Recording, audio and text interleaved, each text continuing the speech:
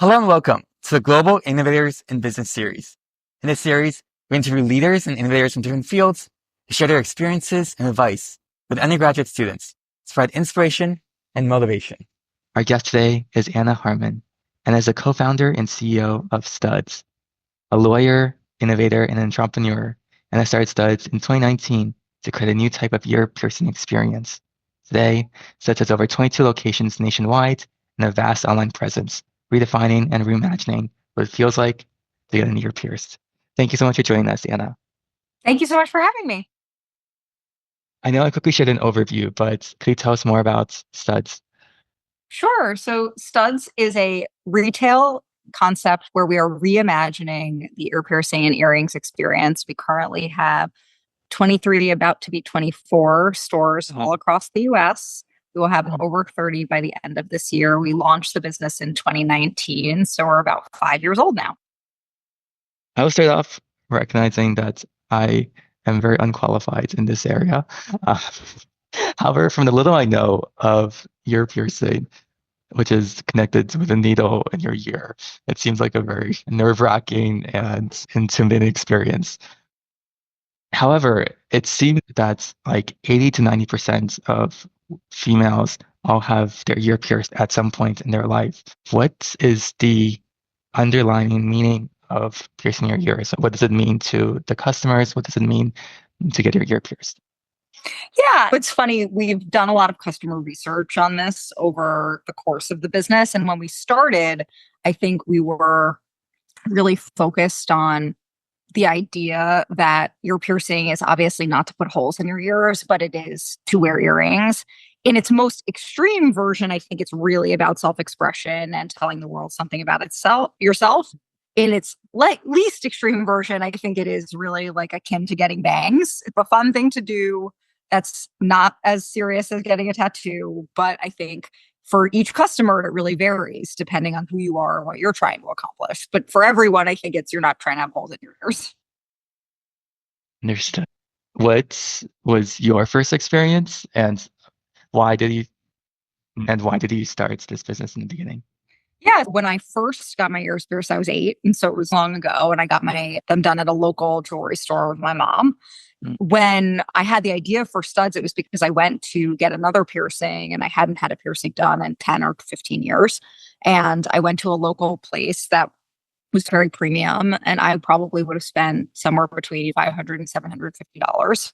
And they didn't take appointments. And I walked in and they told me I was going to have to wait about 2 hours. And given how much I was going to spend, I was, no, this doesn't make sense. It's too expensive to wait 2 hours for. And I ended up going to a local tattoo parlor around the corner. And the piercing experience was great. It was done with a needle and I felt like it was healthy and safe. And I really liked my piercer. But the environment was really not well suited to me. And I didn't like the jewelry and it was still expensive. And so at that moment, I really started to wonder, if you're me and you are anywhere between 18 and 35 and you want to go get a piercing done with a needle, where do you go? And for most people, the answer was the tattoo parlor. And I felt like that wasn't the best answer. That's so interesting. And I think your career building up to this was also fascinating. I'll stop to quickly go through and backtrack. You were the previous associate at a law firm, and then you became the CEO of research analytics at Bridgewater, like one of the most well-known hedge funds led by Rick Dalio. Then you helped lead operations at a startup called Fitz, moved to become the director of store number 8, which is Walmart's like internal innovation engine. And then you became the chief customer officer at Jet Black through that. And before finally starting your own company. And the incredible litany of like experiences and journey to here. And I'm sure across this process, you've probably had many different ideas of what a good business idea or like what type of products for the customers might need. But what stops you in the tracks when you found out about, or when you had the idea for Studs that made you take the leap of faith and turn around the corner and put this as your full attention? Yeah. One, I always knew I wanted to start a company. And so that was what all of these varying experiences were leading me towards. And so I think that it wasn't like starting a company was random. It was just which company, what idea, etc. The reason that I've always really liked Studs as the one was because it actually came out of an organic experience. So it wasn't like manufactured in a lab. And then separately, it was the one where it all of a sudden, once we had the idea, we got so much positive feedback from friends, family, people, investors, people we talked to about the idea. They were like, oh, yes, of course this should exist. Why doesn't this exist? And so it created momentum behind it in a way that I think makes it what is already a sort of gargantuan task of starting a company easier. And so I think that was the reason we took the leap of faith. Wasn't because we knew, my co-founder and I, that we weren't going to start a company. It was that this company was the one we should start. That's interesting. It's almost like an MVP, but the audience space that you tested the product on were like investors and like people that you knew and Yeah. gave you like positive feedback. I was talking on recently in an interview about this idea of the importance of the elevator pitch. And it was funny because I think sometimes people, when they're starting companies, get annoyed by the idea of an elevator pitch. I can't boil my idea down. It's too complex. No, why do I have to say it in one or two sentences, etc.? But I actually think that the elevator pitch is so critical because it is the easiest way to very quickly get feedback about whether somebody wants the thing you're making. See. That's so interesting. And yeah, MVP means minimal viable product. So being able to your elevator pitches, can you describe your MVP? That's so interesting. And distill it to a few words that people can understand and can quickly understand and give you feedback on. And when you started Studs, what was the feedback like? What kind of, and how did that process like originate? And what was the first few weeks to months like? Yeah. So one of the things that's super cool about starting a product that is a physical store, obviously, is that on a specific day, for us, it was November 19th, 2019, the doors open, right? And I love that about our business because very quickly, do you have customers? Do people walk in? And we were so lucky because people did. And that weekend we had lines, and we had lines for almost every weekend coming up.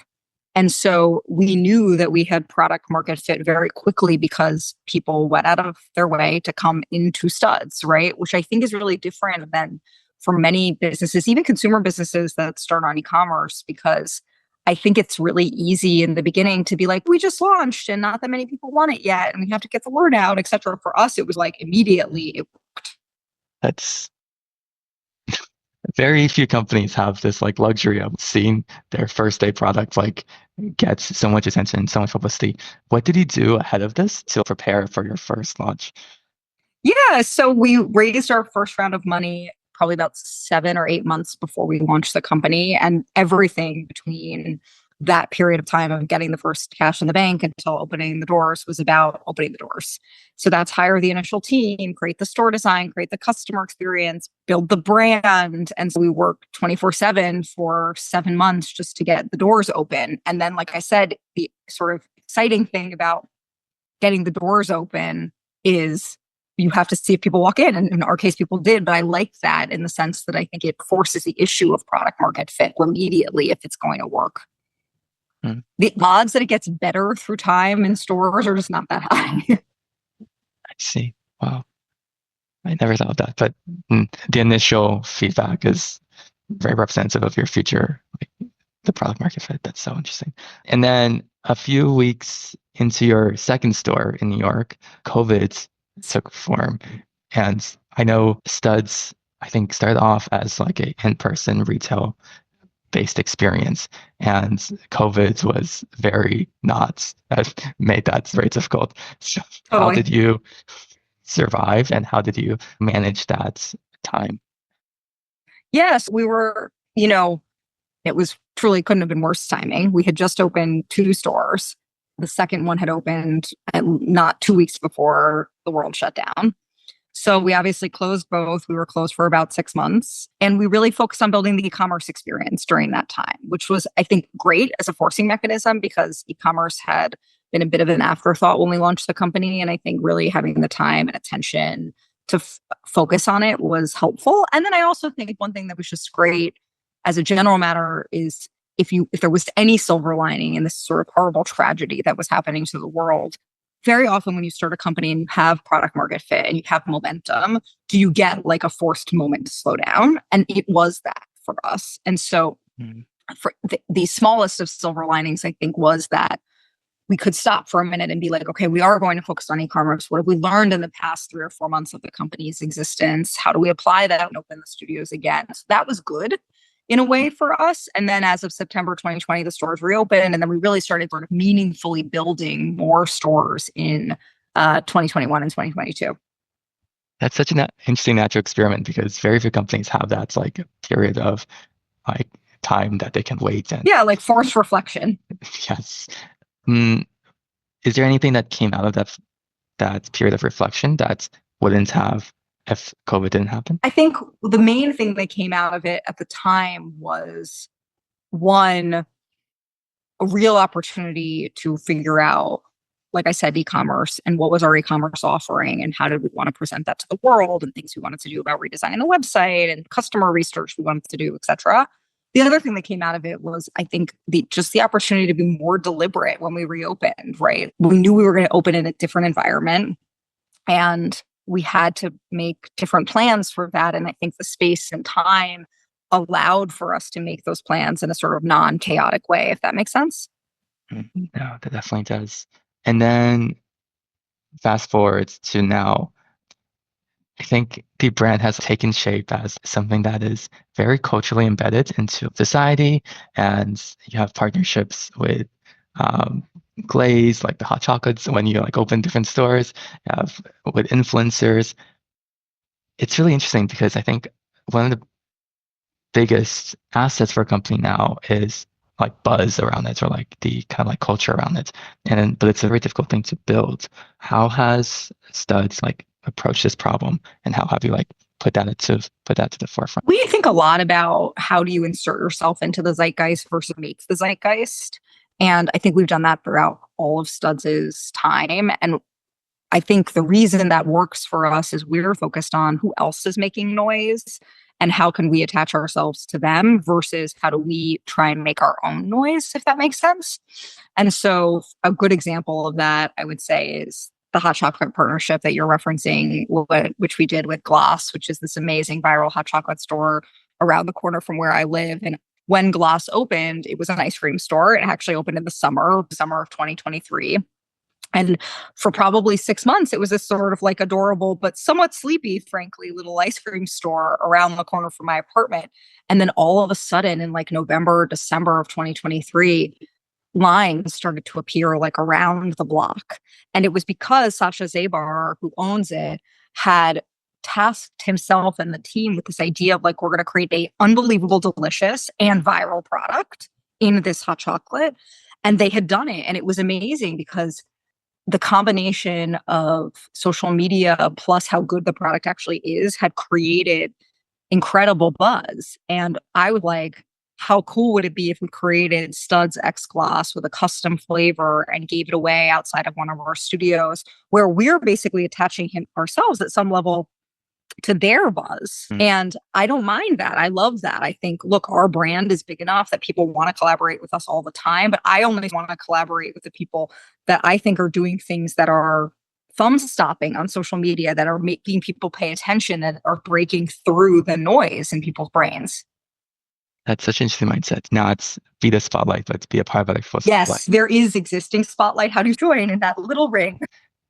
That's such a unique take. You don't need to like sharing the credits and sharing like the influence is a really interesting way to like build some. Part of the reason that makes sense is I think so few brands on their own can, either due to the strength of their own branding or to the strength of their marketing and ideas, create spotlights. And I think that even now it's getting harder and harder and harder to do that because of the way, in particular, TikTok works, where anything can go viral at any time.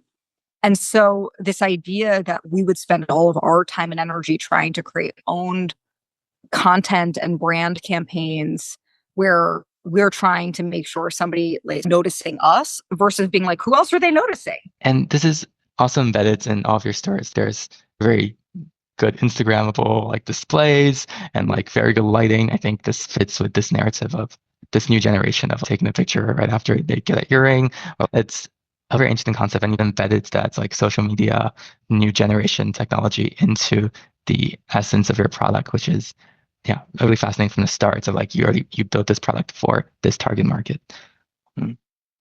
Yeah, we've been lucky. On that, what is the relationship between e-commerce and brick and mortar stores? And it's really fascinating because like some of the most well-known brands like Warby Parker or Casper or these different companies that started off as like an entirely online presence, they gradually moved to like in-person retail stores over time. And I know Stud started off as like more of an in-person retail store, but grew its e-commerce presence because of COVID. But from being a part of this like D2C market, how do you see the interplay between these two different strategies?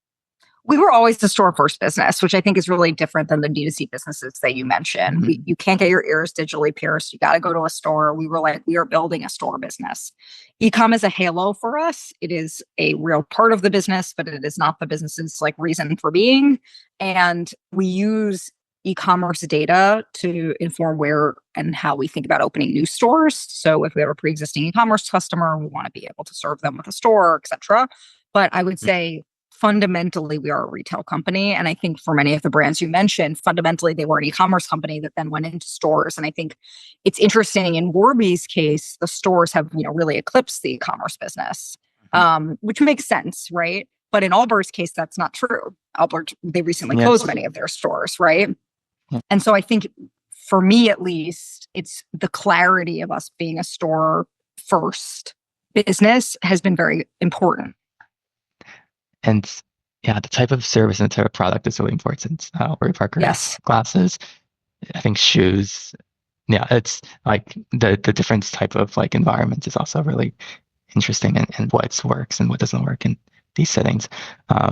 But walking through Boston, I live in Boston and seeing Studs like with its display in the middle of a center of the city in Back Bay. I think it's like such a interesting and unique place to kind of position itself as like a store brand that also has a marketing kind of way to like bring people into your brand, your company.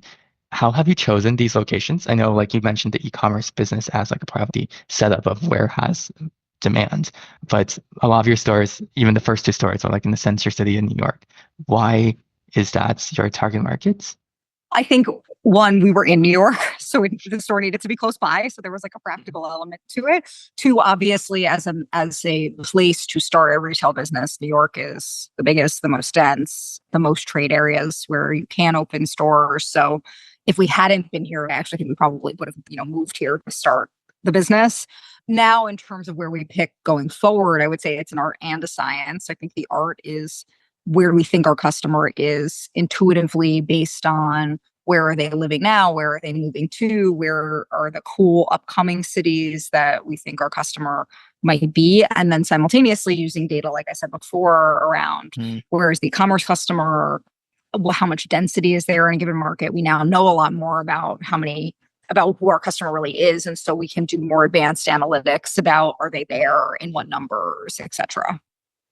That's super interesting. And back to your experience, I think across those different places that you've been in, I think was some of the key takeaways. And one part I'm especially interested in is like Bridgewater is known for like in the finance industry, like very high intensity. So it's incredible that from a lawyer, you became like the COO of research analytics, which is like really insane. And I know one of the things that they pride for Dalio is like this managerial experience.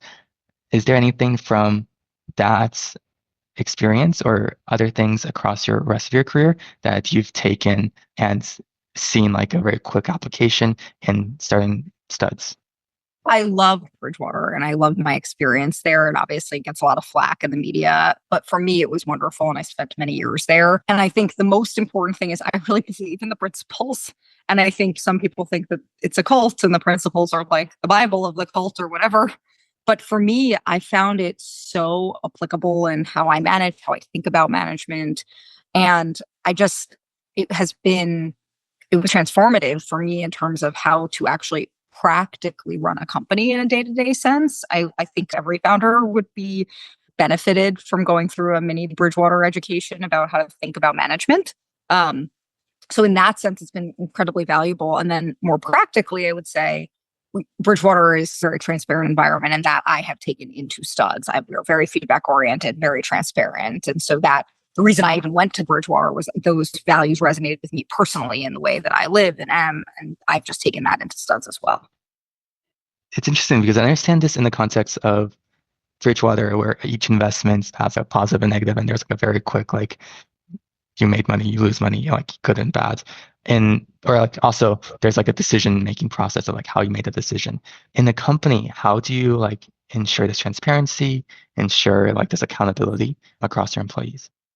Yeah, I think one is having an executive team that shares those values at a sort of visceral level. And then two is modeling it every day, right? If Studs is doing well, I stand up in front of the company and say, we're doing well. If Studs made a bad decision or a mistake, I stand up in front of the company and say, we made a mistake, right? And I'm willing to do that. And I do that all the time. I see. Okay. I would have so many other questions, but also there's some questions that came in through our chats, and also previously people have submitted some questions. Yes, one of the things that across a lot of your experience you've had is selling directly to customers, maybe except the securities law parts of. What about selling DTC excites you? It's funny, to be honest, not that much. And that's not to say it isn't a part of our business. Of course it is. I think if I had to, I don't think D2C as a trope or a channel anymore means much. I think that was an era of like much 10 years ago earlier, frankly, in the internet and e-commerce. To me, I'm much more interested now in what are the mechanisms from a marketing perspective that people can effectively use to sell anything online.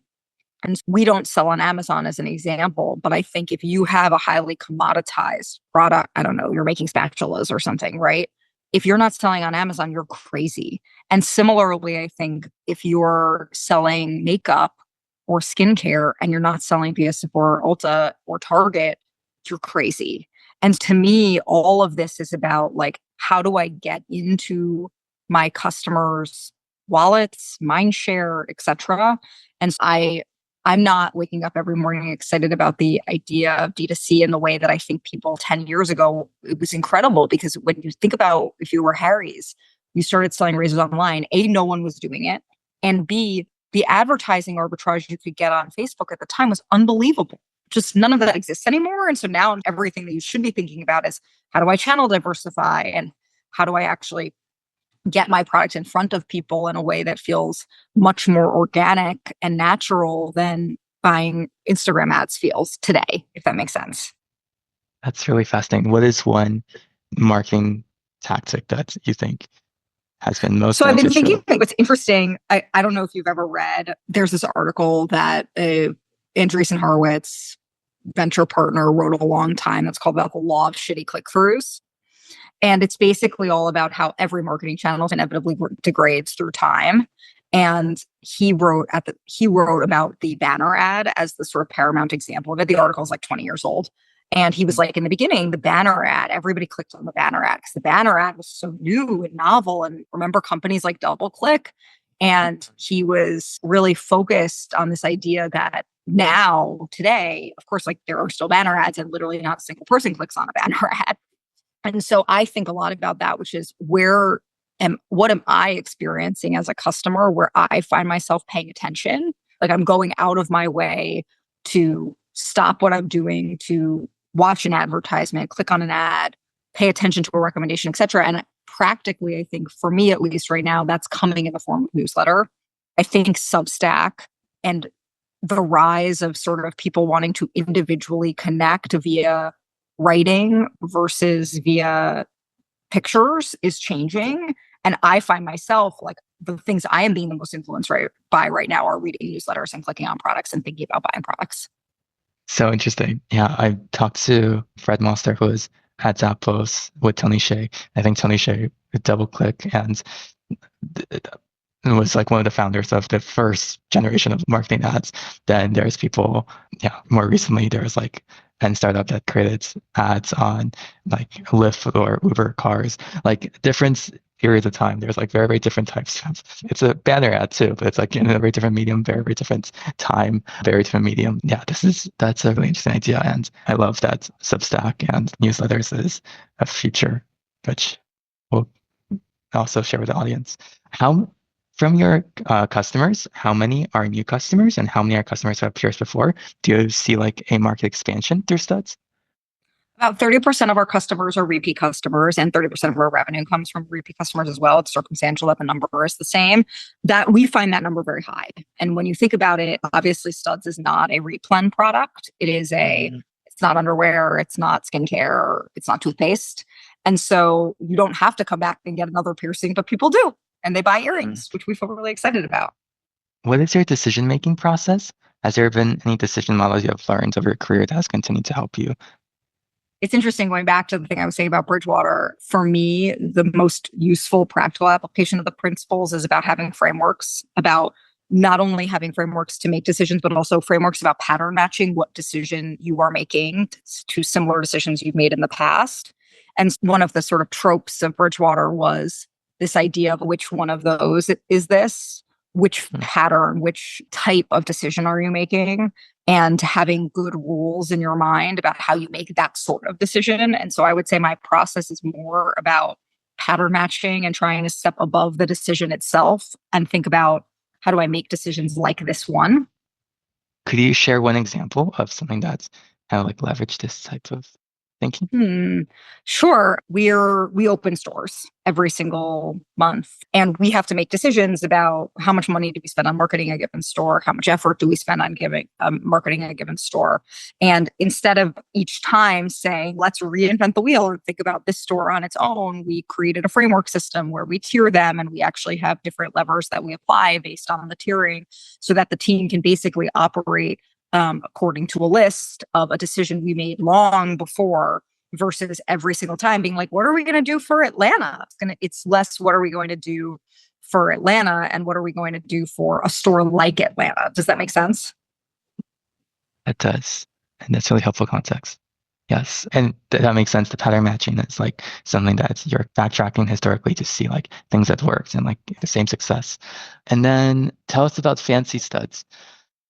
Yes, we launched it about 10 days ago. It's a pop-up in honor of getting to 1 million customers. It's all lab-grown diamonds in this super beautiful and glam environment. And we're really excited about both hitting this milestone of that many customers and also about the introduction of lab-grown into the assortment. What is lab-grown diamonds? Can you share? Oh, lab-grown. I don't know if I'm the right person to give you the technical definition, but effectively, what the technology is, and this is very much from a layperson, the technology is the ability to create the exact same genetic mineral composition of a diamond, but in a lab environment under very high pressure circumstances. And the output of that is actually technically, legally, etc., a diamond. And so it's much more sustainable. It's much more ethical because they're not mined. And the product is literally the same. So it's not like previous products that have existed, which have approximated the look and feel of diamond. It like physically is a diamond. If we broke down its elements, it is a diamond. Wow, that's super fascinating. And I love that Fancy Studs is like embodying and helping push that into the market as well through its presence. Yeah. And then always our final question for our interview series is for younger graduates, younger professionals in their career. What is your advice on how to continue to drive impact through what they do? I think you have to love what you do and care about what you do. And if you're doing something that you don't love, it's probably not going to be that impactful, especially if it's something that you think you should be doing, quote unquote. If you're doing something you think you should be doing, you probably are not being your most impactful. That doesn't mean that you have to, by the way, work in mission-driven or not-profit environments. I think you could have lots of impact in other types of for-profit environments, right? But if you would say, I feel I should be doing this, but it's not what I want to really be doing, then you're probably not having as much impact as you're capable of having. One follow-up on that. There's always this like challenge of, I know throughout your career, have you always felt that you should be doing these things? Or some parts of it is like a growth and development process. You want to like do this so you learn the skill sets that you will Oh, build for in the sure. future. Mhm. For sure. I just think it's easy to get complacent in those contexts and be like, I'm still at Bain, BCG, or McKinsey 10 years in when I thought I was only going to be here for 2 years. That makes sense. Thank you so much, Anna. I really appreciate it this time, and looking forward so much to Studs continue to grow and expand around the world. Great. Amazing. Thank you so much for having me. Thank you.